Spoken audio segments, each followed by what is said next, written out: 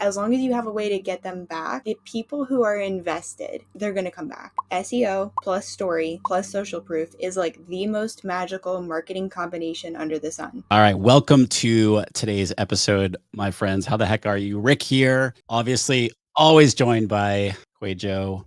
We're going to be talking about social proof. It's super important for an online business owner to show that people like them, people do business with them, people have learned and gotten results from their program. After hearing the episode in March with Brittany Herzberg, I thought, Rick, we should have her back on. Yeah, Brittany is, for those of you guys who haven't listened to the episode 688, March 22nd, I believe, 2023, we're taking it a step further here today. And it's not just like, I mean, you all know that social proof is necessary, right? Mm-hmm. But we want to take it, we want to kind of like carve it up a little bit here today, talking about, you know, what exactly it is, how it differs from different, you know, whether it's a case study or what have you, how to get good, you know, pieces of social proof. I was recently in New Hampshire with my daughter visiting my mom. I forget what we were looking for. I think it was at the airport or something like that. We're looking for some food. And there was one place that had a huge line and then another place that had like nothing. And like, we're like, well, that's the place we have to go to with the huge line, right? It's like social proof right then and there that it's like clearly because of all the people, we're assuming that it's better. And that's sort of what we're talking about here today when it comes to social proof. It's going to be a good conversation. Brittany's right here. Hi, Brittany. Hi. We're talking about you when you're right here. It's fine. I'm kind of used to it. It's cool. I mean, that's social proof, right? Right. And so over the years coaching with Rick inside the accelerator, we have talked about social proof with clients before. And one thing that comes up, which is leading into the first question for you, Brittany, is what is the difference between, well, a case study and a testimonial? Because I know the listener might be hearing social proof. Great. I'm going to go ask people to tell and rave about me. But those two kind of social proofs are really different and they serve different purposes. And I would like you to explain that. I could do that. So I hinted at this. If you did listen to the other episode, I shared that a testimonial is like a movie trailer and a case study is like the full movie. And I say that because a testimonial gives you a highlight, a snippet of what happened, but a case study then goes into telling the full story of what happened. So testimonials are great. They are expected. You mentioned social proof, and just in case someone is listening and they don't know what social proof is, just like Rick said, we're looking for those long lines. We are looking for, hey, you do this thing, you help people in this way, you have already helped people, these are reasons why they like you. We want to build that know, like, and trust, and social proof allows us to do that. Testimonials and case studies just happen to be two of those ways to do that.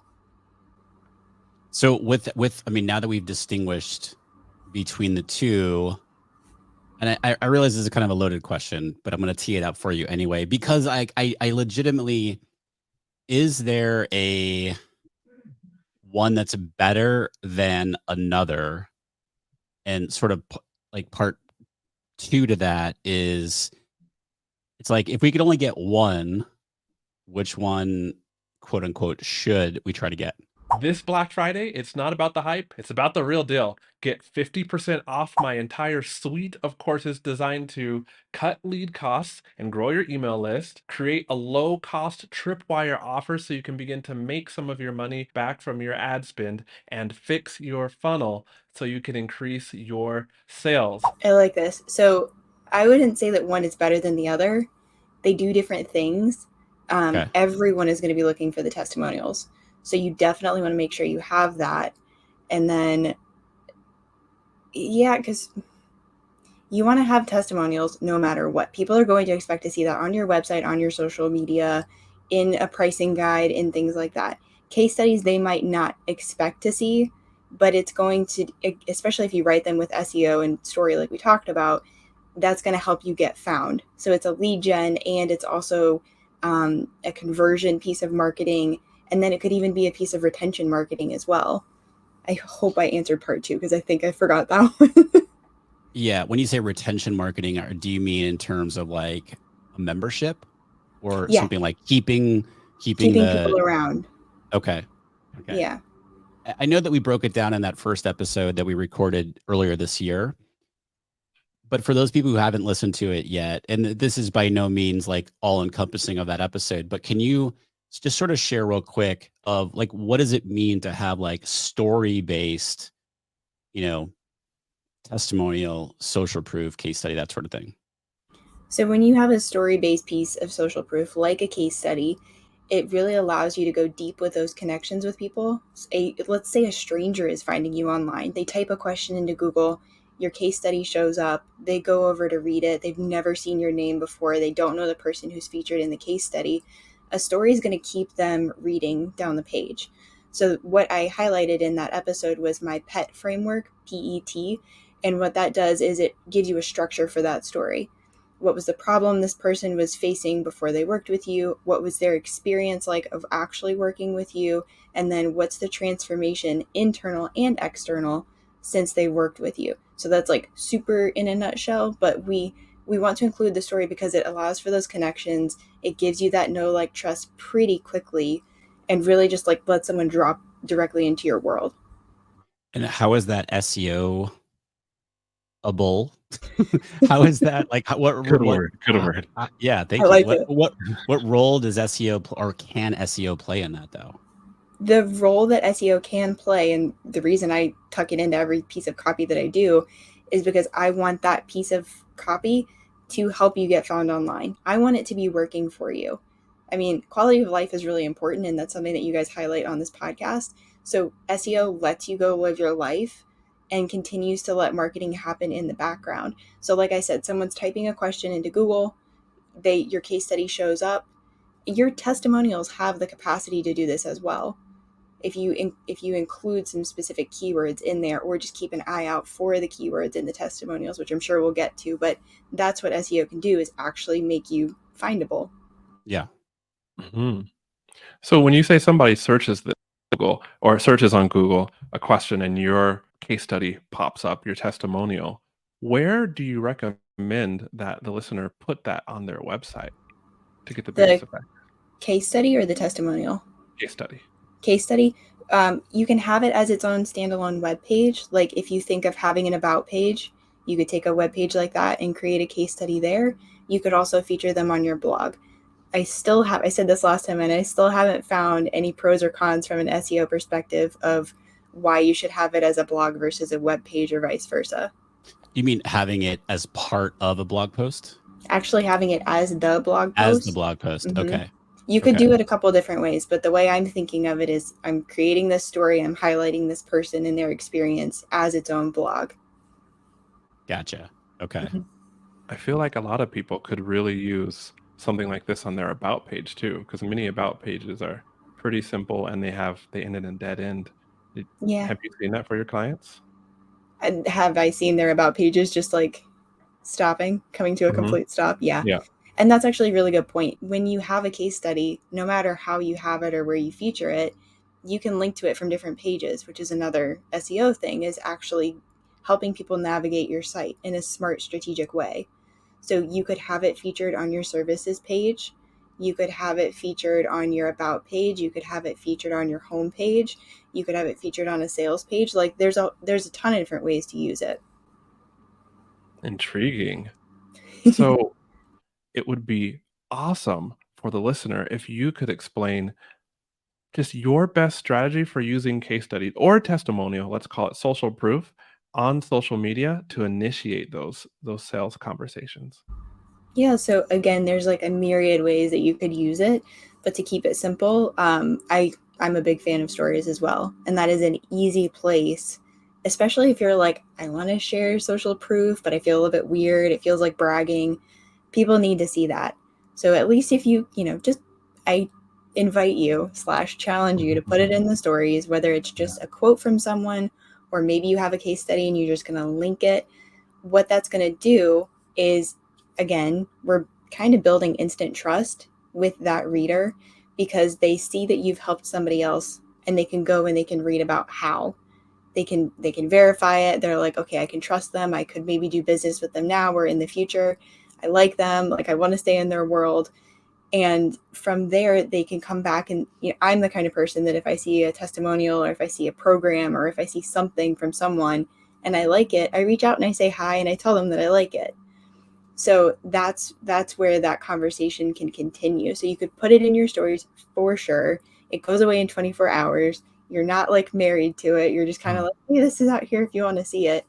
What you could then do, I don't hear very many people talking about highlights anymore on Instagram, and mine have like they're there. I haven't really done much with them. But what you could do is you could have just one highlight dedicated to testimonials. You could have a highlight dedicated to social proof. That's really good. Yeah. So you're using it, because I think about it from an ads perspective. I think about it from sales page. I'm thinking more like middle to / bottom of the funnel. But you're actually saying use it throughout the funnel, if you will. Like use it to attract people in, i.e. top of funnel, and then also throughout the funnel. Yeah, because it's going to be something that if someone is, let's say, brand new to your world, which in my world of SEO does happen, people find my clients or they find me because they've got keywords because we've strategically used them. So they might be brand new. They don't know me, they don't know you guys, and they're like, who is this person? What are they about? Can I actually trust them? Because our trust has been yanked sideways over the last 3-4 years, and people really, really need to see that they can put their trust and put their faith in someone. So yeah, using it throughout the funnel, not only does it attract people to you, build that almost instant trust with you, but then as you're sprinkling it throughout the funnel, you're also kind of reminding people like, hey, these are results that I've gotten for people. These are what those experiences look like. Something that I've been saying a lot recently is with case studies specifically, they let people try before they buy. And that's a big thing right now, especially with like the economy and like, are we in a recession? Aren't we in a recession? Is it coming? Is it looming? So no matter what your take is on that, people are nervous to spend money more so now than they have been in a while. And one thing you can do is you can lengthen that runway. You can make it a higher touch runway. And case studies really let people see, this is what I'm walking into. If I want to go this route, this is a path that I could take to get to the destination I want to. So I hope that helps. Yeah, totally. Okay. But it's also making me feel like there's a lot of weight and pressure on this case study or testimonial to perform for the business. It does so much, right? So how would the listener best construct or coach somebody who they're asking for a case study or a testimonial from so that they get a good case study?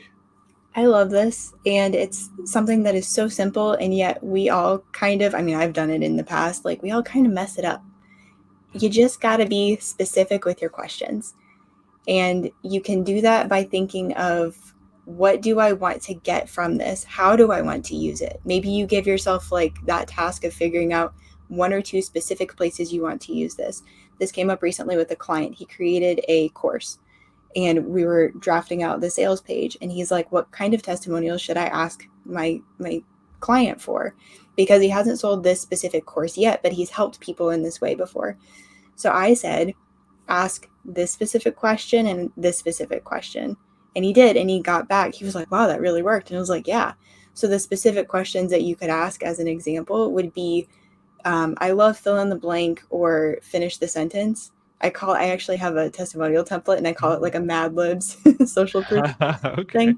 So you could say something like, before working with QUÄY.jo, I didn't know blank.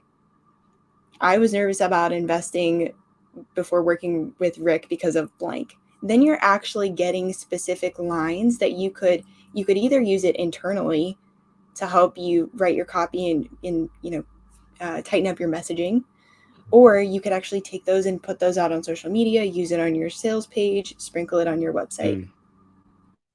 So people listening right now were like, how do we get this? How do we get this Mad Libs testimonial? Do you give what role does it play in your, like, do you give it away? Is it part of your working with clients? It's I have given it to clients before. And it's something that I created it's a low cost digital product. It's $47. But I created it because I had someone ask me for something like that. She came to me and she was like, "How do I get good testimonials?" And I was like, "Oh, here, I have this thing. Do you want it?" Yeah. So yeah, it gives you I can't even remember how many questions, but it gives you a list of questions, and then you can take it and make it your own. You can add to it, you can delete some, but it helps you understand the structure of how to ask these things. Very cool. I'll make sure you get the link. I guess we're going to have to put that link in the show notes below. You mentioned something, and I want to go back there because the two words sales page can be quite daunting for anyone who has started making a sales page themselves. Where do you see are the best spot? Like, what's the best real estate on a sales page to put a testimonial or case study? Ooh, that's interesting. So you want to put it, I mean, anything above the fold, of course, is going to be super smart, but there's only Okay. so much space above the fold. So for me being an SEO copywriter, I'm definitely going to tell you make sure you have keywords in that H1 headline, which if I'm speaking like a foreign language to you, your H1 headline is the big giant letters typically at the top of a page. You land on a website, it's there. Like you can't miss it. So you want to have keywords or key phrase in there so that we're even making your sales page findable. Of course, there's typically a button there as well, which takes people to checkout if we're talking about a sales page. You could feature a case study in that area as well. You could have 2 buttons and break all the rules on sales pages. You could feature a case study a little bit further down. I think another hot place on a sales page is your FAQ section, especially for those skimmers. They're gonna like take a look at the images, take a look at the headlines, take a look at the faces in the testimonials that are on the sales page, but they're dropping straight to the FAQ section because they're like, give me the information that I want to know. So you could feature a case study even in that section as well. I would recommend, you're not dropping the entire case study, but I would recommend having a photo, having a button, so having a photo of the person, having a button, maybe having a headline about, here's the big thing that was achieved. And you could maybe have like one other sentence about it. I'm still kind of playing around with like how to feature them in the best way possible, but definitely photos and definitely buttons. Button to what? The full case study? Yeah, to the full case study. So you're Which taking then, them off the sales page. yeah, you're taking them off the sales page. And the last time I was here, I mentioned Really? this. Yeah, I know. I was really kind of skeptical about it at first, but now that I have seen clients try it, I tried it myself. As long as you have a way to get them back, the people who are invested, Yeah. who really just want to like get that last bit of reassurance, like this is for me, this is good, they're going to come back. So just give them a button on your case study. I remember you shared an example of that in that episode. I don't remember who it was, but you shared an example of that exact thing that you're talking about. And I went and looked at that page and I was like, oh, okay, yeah, this makes a lot of sense. And it was that sort of circular, it's like, all right, I'm on the sales page. I want to see more of this case study, click over to view it. And then I was able to come back. Now, with that, you mentioned image, a headline or a line or something. I know the question that we're all thinking right now as we listen, is there one format of a case study in the way that we deliver it that's better than another? Meaning like video, written out, pictures, like an infograph, what's the best format? So are we talking about using it on a sales page? Or I think just in general. so my argument for the how to craft the case study itself, of course, is going to be you want to have SEO, you want to incorporate keywords, Yeah. you want to make sure that it's findable, you want to be strategic about where you're linking out to, but at the core of all of it, you want to have it in a story format because it's going to help. It's going to help not only the robots to crawl your page and to see what this page is all about and where they should send it, the search engines, but also when the people get to the case study, it's going to help them. With copywriting, we want them to read a line, go down to the next line, go down to the next. We want them going down the page and then making some kind of decision at the end of it. And again, story helps you connect with a person and just like see yourself in that situation, and you're trusting this guide and you're, you know, rooting for the hero and you want to be that person. So that's how I would answer that about actually structuring the case study. I also have clients who, yes, they have recorded something like this and they feature it maybe as a YouTube video or something like that. And they will feature that video and let people, usually it's embedded, so we don't take them away from the page in case they want to watch the video. Yep. That's a smart thing to do. But also, if you have, I've done podcasts before where I just did this recently for my case study launch, the training launch, and I had a private podcast and I interviewed 2 different people, and in my email sequences on my sales page in different areas, I was linking out and directing them to go listen to that podcast. Because, I mean, we all like podcasts. It's one easy way to connect with someone. You can listen to it in double speed, which I love. Yeah, and you can do that with video as well. So I almost would argue give them different formats. With podcasts, we know that SEO is definitely a thing. With YouTube videos, SEO is definitely a thing. With copywriting, it's definitely a thing. So as long as you're doing it in these ways that can help you get found, I think that, you know, any of them are great. When we're talking SEO, is it also testimonials or is it just case studies? No, it's also testimonials. So I will take you through my process a little bit because it might explain. Yes, please. Okay. Because like what's coming up for me is like, all right, wait a minute. Like if this is, you know, if this is somebody saying something, right, about us, about our offer, whatever it might be, how are we getting the terms, quote unquote, that we want to be ranking for within that? Exactly. Does that make sense? No, it totally does. And I'm like chopping at the bit over here. So my big overarching message is that SEO plus story plus social proof is like the most magical marketing combination under the sun. Nothing puts them together like a case study, but even in my case studies, guess what? I'm featuring testimonials. So my process with gathering social proof and with my process really for creating a document with SEO keywords and then using that in copy starts with social proof. It starts with me watching an interview, listening to an interview, reading, the testimonial template that I talked about where I'm actually getting those answers from people. What I want to look for in those testimonial quotes is like, how are they describing what I do?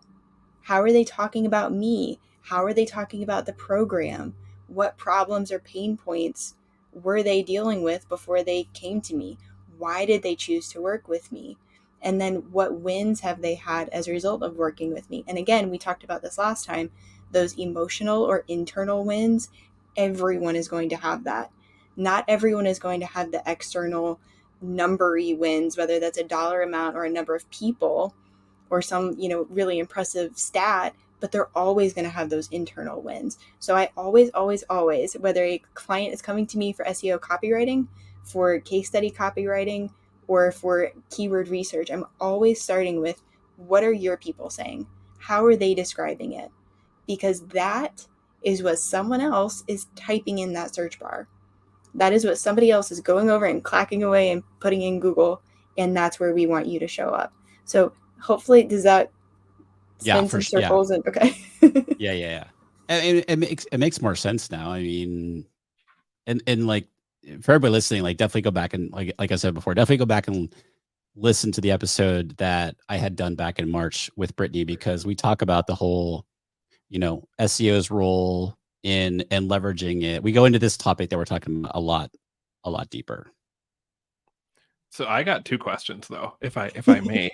Go for it. Hearing this, is there a magic number of prompts that I can give to somebody to, let's say I go and I get your SEO or your testimonial case study Mad Lib questions, like how many prompts can I give to somebody? What's the magic number you're seeing that yields the best case study? I wouldn't say that there's necessarily a magic number, but if someone pushed me to give an answer, I would see 3 or 4 questions. Okay. And I would say that the ones that you really want to get is like, you want to get at those problems and the pain points, because you want to figure out where were they before, how did they find you, why did they choose you, and then what was their experience like, and what is life like now. That's going to take you through the whole thing. Something else came up in my brain and then it went away. So what's your second one? It'll come back. If it was meant to be, it will show up again. But the next question then, and I'm sure the listener is super curious about this. They ask the prompts right. What happens when the case study doesn't come back in the way they intended for it to be, and they don't quite have the quality of case study or testimonial that they wanted? Can they edit it? If so, like, is that right? Is that wrong? How much can they edit it? How do they, what does that look like? Here's my answer. Please go back and optimize it. I do this all the time, and I do this for my clients. I specifically, with that last part, I had a client last year. We had written a case study about her client. The client had a 6-figure launch, her biggest launch ever, using this client's thing. So I went and reached out and was like, hey, to the case study subject, in air quotes. I was like, can I book, 15 minutes with you, ask you a few more questions, and then go optimize and update the case study? You can always go back. The thing I joke about a lot is that we tend to forget the optimize of search engine optimization. You can always go back. And one thing that does for the search engines is that it signals, hey, there's a party over here. Like, you want to check this thing out? This is still up to date. People are still coming over here. It's got, all the relevant information. So definitely, if you feel like you've already even written a case study and you're like, oh man, I could go back and optimize it. Yeah, definitely do. I like it. So where does ethics, legality, all that stuff fall in that part one of that question? You guys are just crushing it with the questions. Can you give me like what scenario is coming? Yeah, because like, I can, for myself, I think about like, oh, if I would feel weird changing, somebody gives me a testimonial, I would feel weird in changing it in any way. Now, I also understand you're not using the word change, you're using the word optimize. So there's a nuance there. I'm picking up on that. What does that mean? Very strategic over here. But you're saying it's totally fine to do that. I would think that, some people listening right now might be like, well, is it ethically okay to do that? I'm taking somebody's words they said and changing it. So I will answer this 2 parts. If we're talking about going back and optimizing a case study, the person in my head is already going to be notified, because they're going to be the one sitting down with me, either me, the business owner, or me, the copywriter. And I'm going to get their feedback on like, oh, these things have happened. Oh, and by the way, you could add this thing into the case study as well. That typically comes up in conversation. So they're already going to have the heads up. If you are deciding on your own to go back and optimize and update the case study, you're going to miss out on any quotes. So, I mean, not only is it a benefit to you to reach out to the person to get updated quotes, it's also going to be awesome for them, because if they're excited about the case study you wrote about them, they're going to share it. They're going to link to it. They're going to share it. Like, that's also a good thing. So I always, I'm like thinking, because I'm pausing. I'm like, I always have gone back to a person if I've ever updated a case study. With a testimonial, if you ever, I get this question a lot. So if you ever get a testimonial and you're like, can I edit this? The answer is yes. And you can edit it as long as you're not like changing the core of what that person was saying in that quote. You don't want to lose the essence of it. But if we're talking about, this is a common thing that I see, I really liked working with her. The program was great. Instead of her and program, let's put Brittany and the case study training. Let's put Rick and, you know what I'm saying? So you want to have names in there. Be specific. I feel like there's a cheer in there somewhere. But you definitely want to have your name, have your program, have your business name, whatever it is. Instead of using the pronoun, put the actual thing in there. You're not changing that core vibe of what the person was saying. Now, before QUÄY.jo, because I can see you getting ready, I just want to ask quickly part 2 to the legal question. Like, do we have to, we as the gatherer of testimonial, I feel like case studies, like almost, because that's a lot more in depth, but let's just say from a testimonial perspective, do we have to get any kind of special, again, thinking like legally, and I understand that you're not a lawyer, but Yeah. like, do we have to get a special permission? So I'm not an attorney, and I feel like every attorney would say, yes, you need to have something. What Sure. I typically do is Mhm. I don't have a hard and fast rule there, and I probably should have some kind of form. Actually, you know what? On some of the forms that I do use, I do have, check this if you're okay with me using this in my marketing Yeah. materials. I Yep. do have that. Have I always been 100% great with that? No. Yeah. But I would say what I usually do / always do is tell someone, hey, we had this conversation. I pulled a quote. I put it over here on this page. I will send them the link. Are you okay with how this sounds? Are you good with this? I've even done this with you, actually. Whenever I've been on podcasts or whenever I've been, a guest somewhere or done a guest teaching or been a speaker at a conference, I've gotten so much better, and I'm really proud of myself because it's not easy to do this, but I've gotten better with building up the social proof for that even. So I will write to the person and say, hey, if you felt like I benefited your audience, would you mind like writing a little testimonial? And I think I have this like form, or what am I trying to say? Like where it's already pre-written and I modify it for that. I update it for that person, that event, that thing. Yeah. But it's still kind of got that Mad Libs-esque-ness to it, so that I'm making it easy for the person. I have had a couple of people who are like, could you just write something and then like send it back to me and give me, the chance to approve it or not? People you need to make it easy for them. So that's what I'm going for with the Mad Libs thing. That's what I'm going for with whenever I write something. People want to kind of give the thumbs up on it and be like, yeah, this is great. Go for it, use it. And I would say 99% of the time, that's what you're going to run into. But yeah, so it's probably a great idea to ask, but I haven't always been wonderful about it. And one of those people that's like, can you write something and send it back, please? I was not going to call you out. No, please call me out. It's okay. I'm lazy like that. No, but like, I get it. You're busy. People are busy. They have lives. I don't know what, things are going on in their world. If they have something catastrophic happening and they're like, I want to help you, I just don't have the capacity. That's cool. Like, you just need to make it easy for that person and just like be really gracious with it. Yeah. One small question that popped into my brain was, how do you go about editing someone's grammar? In the present day and age, what I'm seeing a lot is there's a big tolerance for just imperfect grammar in captions and in stories. It's almost as if creators are letting the grammar errors be there so that people know it's genuine. But what's your take on that when it's in testimonial form? Do you leave them? Do you change them? That's like, I like how you said that it kind of leaves that sense of like authenticity. So I understand that perspective, and I think that's kind of cool.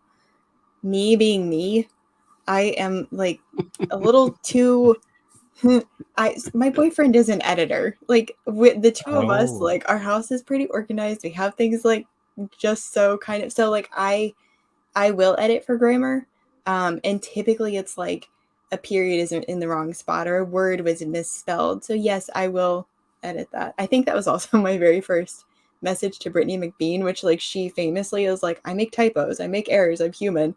And of course, I think that was my first message to her. It was like, hey, I don't know if you know this. That's me, ladies and gentlemen.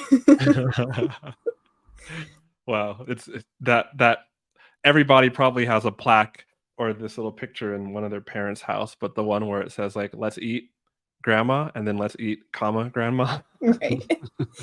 That's true.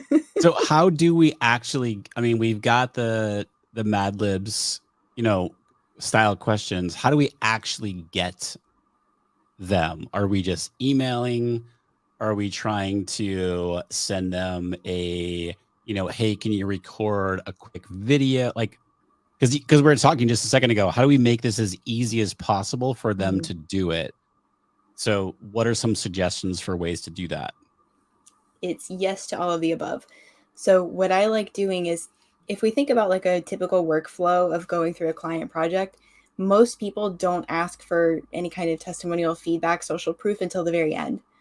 So what if, like, hypothetically, let's say that that's what we're going to do. The entire time I'm working with that person, I'm going to notice, because I'm a communication bouncer. Like, I'm over on Instagram, I'm on email, I'm like doing whatever. So I'm kind of fine with whatever, but I'm noticing where these clients like communicating with me. Are they always on Voxer? Are they always on Instagram? Are they always texting me? Are they always emailing? What is their preference? Are they always on Loom videos? And you can do any of the above. So, of course, the lowest hanging fruit would even be screenshots, which we haven't talked about, and we can totally come back to that. But I'll stick with like the actual like interacting with a client. Email with that testimonial Mad Libs template thing, which I love that you guys are embracing that. It's like my dream. I love Mad Libs. I do too, right? Okay. Not gonna lie. With the Mad Libs thing, you can email that, and you can either do it in a format, like with Google Forms, which is free. So there's no barrier to entry. You just plug this stuff in and use it. You could send the questions in an email if you notice that someone really likes to write long answers. If you're noticing that someone likes to talk things out, I would say Voxer. If you don't have Voxer, go to Instagram. But Voxer is really cool because you're able to capture those audios. I think if you have the Pro plan, you can capture the audio. But even if you don't, you can sit there and, transcribe it. And then video, if you notice that people are doing a lot of Loom videos back to you, ask them for a video testimonial. But one thing to note with when you go to actually ask them is it depends on the person, but you probably don't want to hit them with all of the questions at once. There were a couple of exceptions to that where we were on a short deadline. The person knew that they had a finite amount of time. They would answer things like really, really late at night. So I'm like, I'm going to send you like 5 questions, answer them at your leisure. And I sent them like one at a time. And I think we did this over Voxer. So interact with them where they like interacting, and then just be mindful of, should I send one question at a time or should I send multiple? Even if you're only asking 4 questions, I know we pressed you for a number and you kind of gave that up unwillingly, but so even with those questions, don't bombard somebody all at once. Take into consideration who they are, because again, maybe it makes sense. And when I did that with the client on Voxer, I still made one voice memo per question. So it was like, here's one thing, here's thing 2, here's thing 3. So it didn't feel like they had to go back and listen to like a 3-minute Voxer. They could just listen to the 20-second ones instead. Sorry, quick. So No, go ahead. It reminds me of so before, I don't know if it was before my sabbatical or what, but like I was interviewed for a, what'd you call it? It's kind of a challenge. No, it wasn't challenge. Sort of a challenge, but they were sort of a challenge where they were, showcasing different quote unquote experts on different topics. And I thought it was really interesting the way that they did it. I mean, granted, they scheduled a time to have a Voxer conversation with me. And so I thought that was really interesting because like they asked me one question and I answered it via Voxer. And then there was a delay, like for whatever reason, me getting back to them. But like it just made it super easy for me. Even though it was scheduled, it was also really, felt loose and just was easy for me to respond that way. Mm-hmm. And I don't know if you feel like this, but like being on video, I don't get all dolled up like some people do. Like they spend a lot of time to get on camera and they just feel like they have to look a certain way. I know that people just want to hear what I have to say, and so I'm not so hung up on all of that. Yeah. But with Voxer, even still, it's just a casual, like you don't have to get ready for a camera. You can just show up and say whatever you need to say. And with the nature of Voxer, you could be, parked in your car waiting for, your kid to get out of school to pick them up or whatever. You could be like at the grocery store. You could be doing different things. I was at the coffee shop. See, I you just could pulled up to the I remember exactly where I was. I just pulled up to the coffee shop, getting ready to go to get a coffee. I was Yeah. So it's, doing the interview right there. yeah, it lets you do, and that's kind of cool too. Like, I mean, that's a really neat idea that my brain just went into like, oh, I could do this whole event, but like having coffee with someone and actually like making that the experience of like, I'm sitting down, I'm having coffee, I'm talking with you. Like, to me, that's what Voxer always feels like. Yeah. Yeah. Sorry, QUÄY.jo. I had to go down that route for a second. Carry on. Okay. That's okay. I keep muting my microphone because it sounds like the world is ending outside my window. I mean, I had that a little while ago. No, but thanks for the Voxer tip, because that actually is it's not often that you hear a brand new idea. And I hadn't actually heard of conducting an interview on Voxer before. I have to give credit where credit is due. Brenna McGowan got me on Voxer. I was wondering, I think it was for the summit, right? Yeah, it was Brenna's summit. Yeah. Not challenge. I apologize. I knew where you were going, but I didn't know if you it was unique in that the way that she was doing it, and I really liked it because it made it super easy for me. Mm-hmm. Yeah, her summit thing is called Behind the Launch, so keep an eye out for that if you're listening. But she's the one that got me on Voxer, and now I absolutely love it, and people can't get me away from Voxer, so it's a little bit of a problem, but it's at least somewhere that I can go live away from Instagram.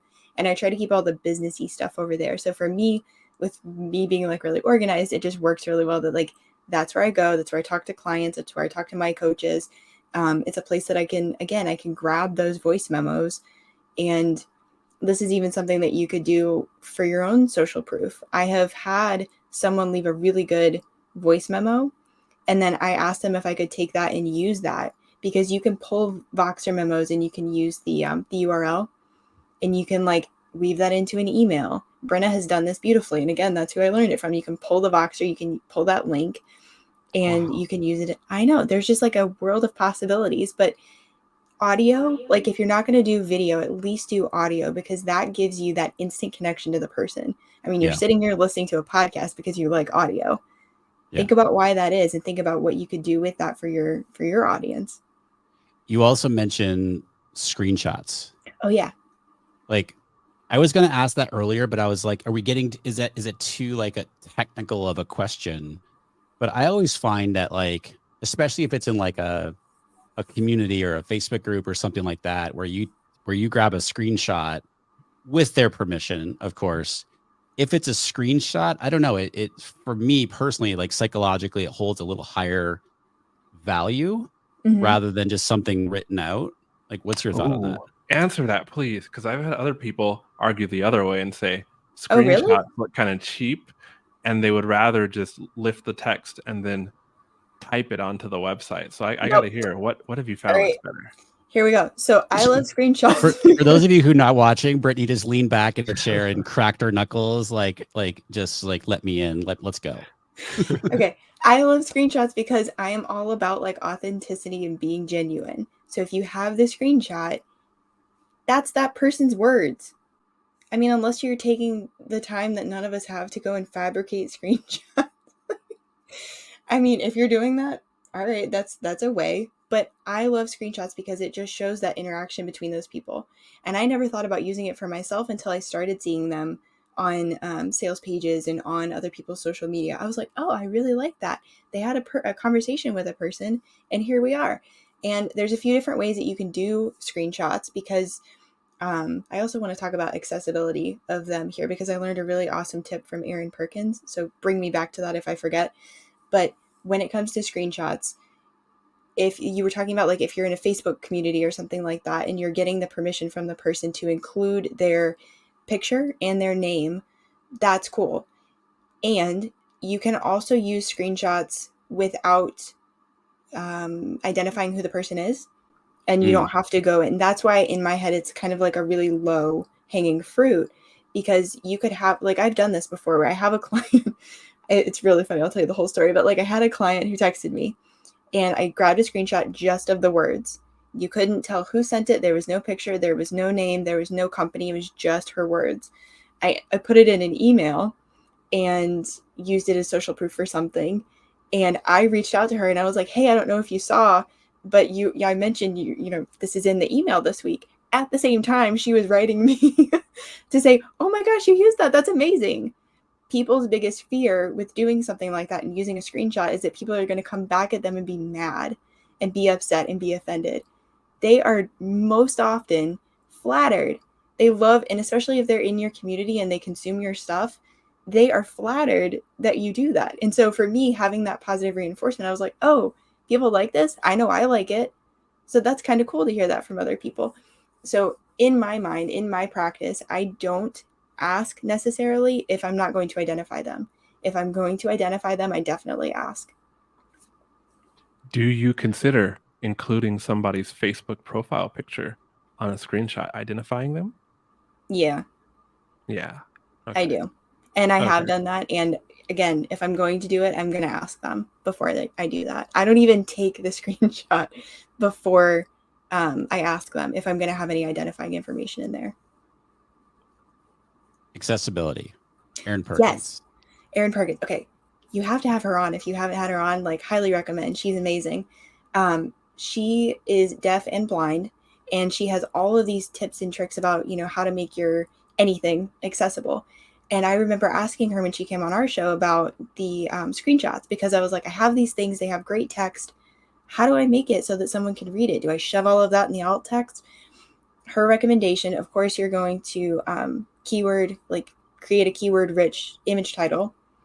You're going to write screenshot in the alt text, and then under the actual screenshot, and I will send you a page where I've done this on mine. I'm kind of like going through and updating them. Underneath the image in the caption, basically, that's where you put what is stated in the screenshot. And I have had some that are like super long where I didn't need to quote everything, but I pulled out the quotes that I needed the person to hear. Because what happens is there's these things called screen readers.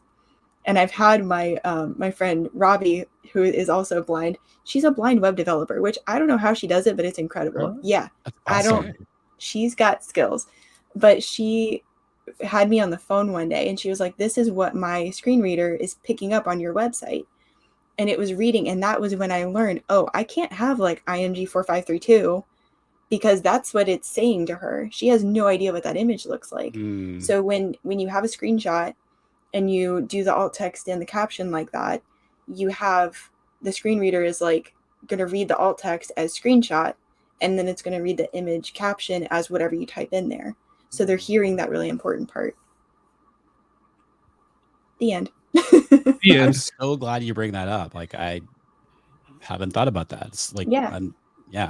That's awesome. It's huge, and it's not only huge from an accessibility standpoint. In my mind, that's what comes up first. It happens to also benefit your SEO strategy. Yeah. Because you've got keywords in there, which again, grabbing the testimonials, grabbing the screenshots, grabbing the social proof that has the keywords in there, here's another place that you get to use it. Please tell me you have like a quick and dirty guide to kind of pull all this together that somebody can go get and download and just be off to the races with. I do. So it's, I think it's called the Client Testimonial Guide. I kept it really simple, but you guys definitely have the link to it, and it walks you through how to gather social proof, what you're really looking for, how to actually like go and ask the people in the right places, and then even how to use it. So yeah, it's pretty comprehensive, and it's free. Do you dare to give out your Voxer Oh. and have people Vox you for the link? No pressure. Part of me kind of like wants to. Let's try it. Why not? Okay, so I will give you the actual written out, but it's BEEHERE. Be here. I don't. I'm wondering if I. Yeah. HERE. For those of you who aren't watching right now, Brittany is very nervous all of a sudden. I'm like, I wonder if I'm going to regret this. Peer pressure. I'm telling you, our audience is friggin' amazing, and they bring it. Just remind me, if you Vox me, just remind me what I was supposed to give you. All right, so for all of you who are on Voxer, or if you want to get on Voxer just to Vox Brittany, be here, BEEHERE. That's Brittany's like screen name for now. Mine is like before she changes it. I'll have like so many new best friends. It's going to be awesome. I will never get work done again, and I'm sorry you won't be able to hire me. Put your phone on silent. Get to work. That seems like that's a wrap for the episode. Thank you for listening, and we'll see you later.